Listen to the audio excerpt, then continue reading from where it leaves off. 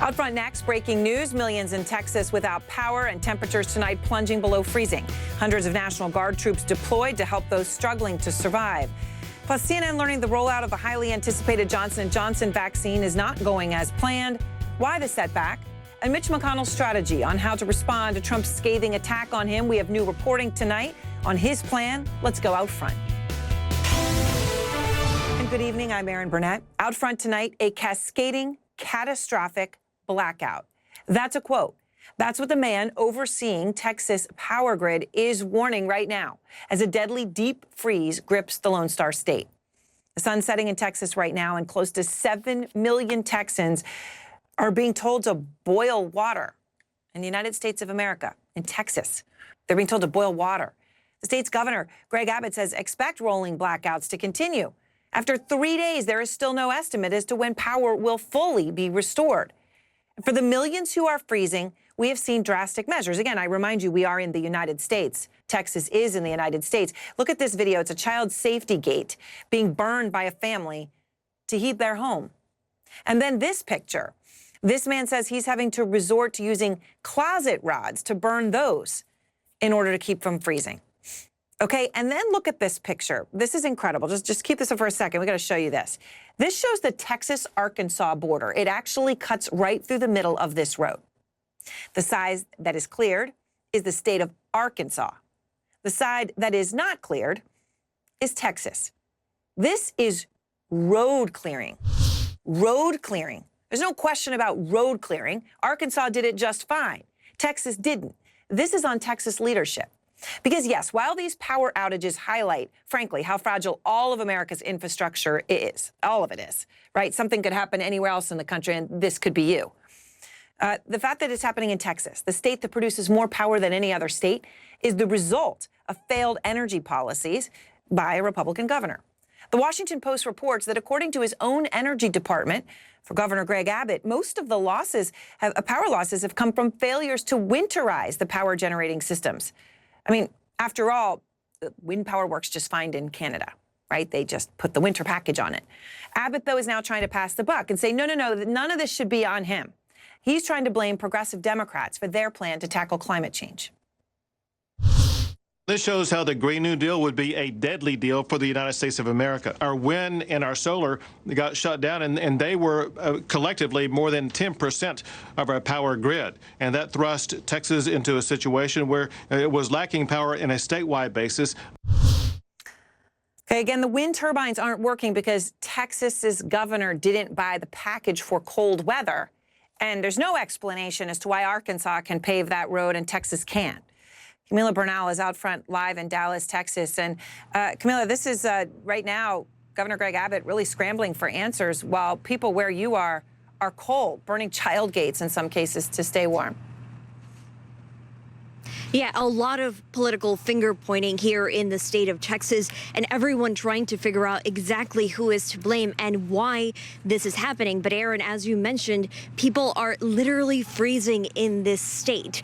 This has been going on for days, and still about 2.3 million people. We last checked about 5 minutes ago. Those millions of people are still without power as we speak. They want answers as to when the power is going to come back, and at the moment, they're simply not getting those answers. Unlivable conditions in Texas.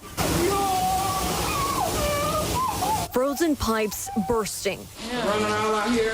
Flooding homes in bitter temperatures. The fact is, every source of power the state of Texas has access to has been compromised because of the ultra cold temperature or because of equipment failures. Substantial relief is still days away as more than 3 million remain without power. Utility companies are shut down, unable to generate electricity. We knew for a week that this was coming. So if we knew for a week that this was coming, why weren't we ready? Our house is 32 degrees inside. Yeah.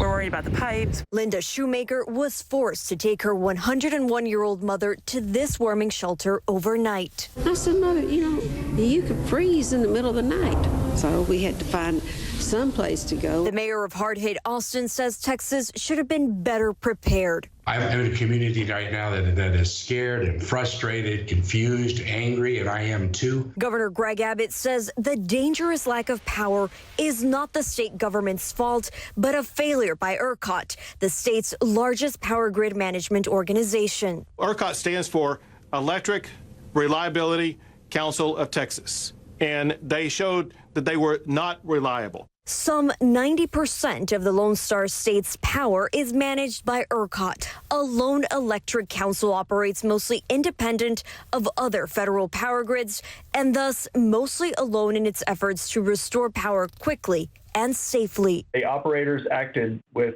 judgment based on their training to prevent an event that would have been even more catastrophic than the terrible things we've seen this week. ERCOT says the bulk of the blackouts are due to oil and gas plants shutting down in the cold. About 19,800 megawatts of gas-powered generation is still offline because of either mechanical issues or the lack of the supply of gas. But Abbott isn't letting his state's lucrative fossil fuel industry take all the blame, and now facing backlash for attempting to blame green energy utilities. Our wind and our solar got shut down, and they were collectively more than 10% of our power grid. It just shows that fossil fuel is necessary for the state of Texas as well as other states.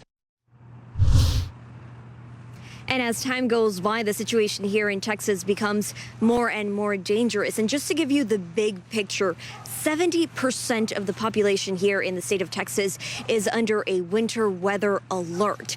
That means that Texans are cold, they're upset, they're of course wanting answers, and the reality is that no one is able to tell them when they're going to get their power back. FEMA and the White House is looking at this. They say they're monitoring the situation, and they're bringing generators. They say they're bringing blankets and diesel to essentially keep the infrastructure here in the state running and supporting that infrastructure. They say that they're going to help with things like hospitals and the water supply, but for Texans, that is not enough. They want their power back, and they want it as soon as possible. Aaron? All right, Camila, thank you very much. And I want to go now to Democratic Representative of the Texas State House, Eddie Morales.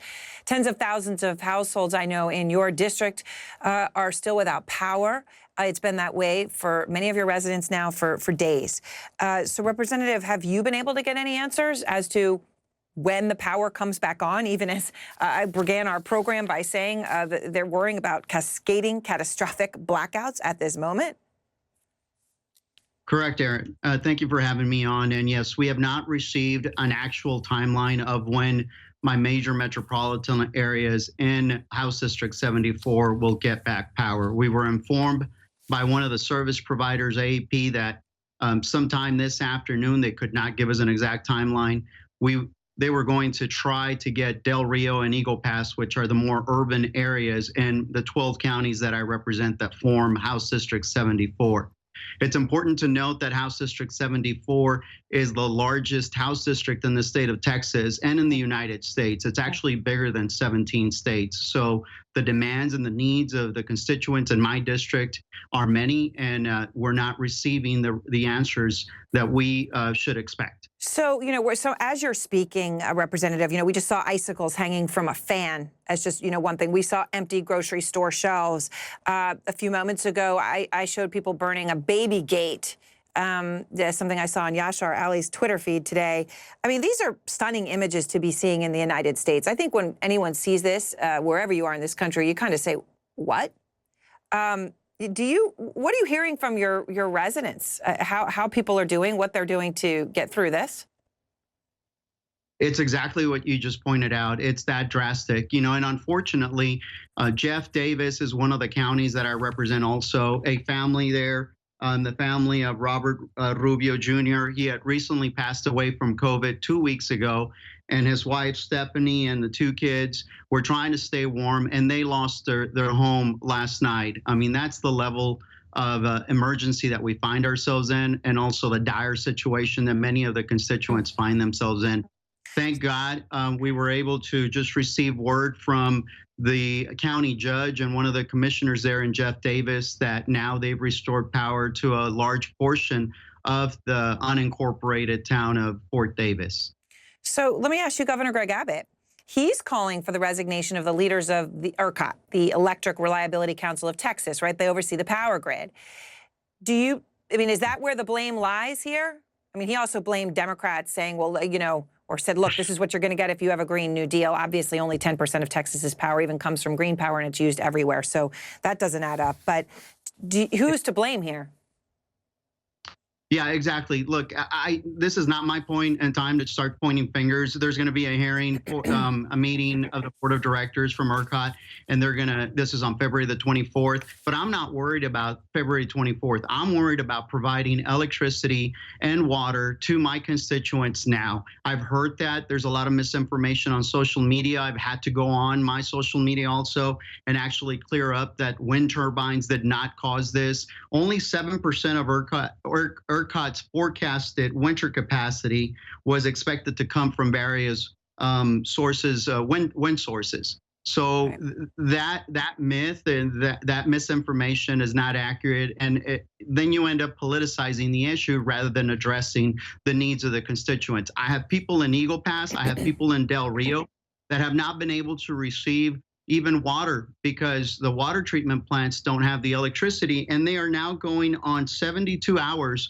in some areas that have not had power. This idea also of these rolling blackouts that are taking place, I'm sorry to say, but they're not taking place in House District 74 for a large part. And so you have certain subdivisions, certain areas of the community that have gone all 72 hours without electricity. All right, Representative, I appreciate your time. Thank you very much.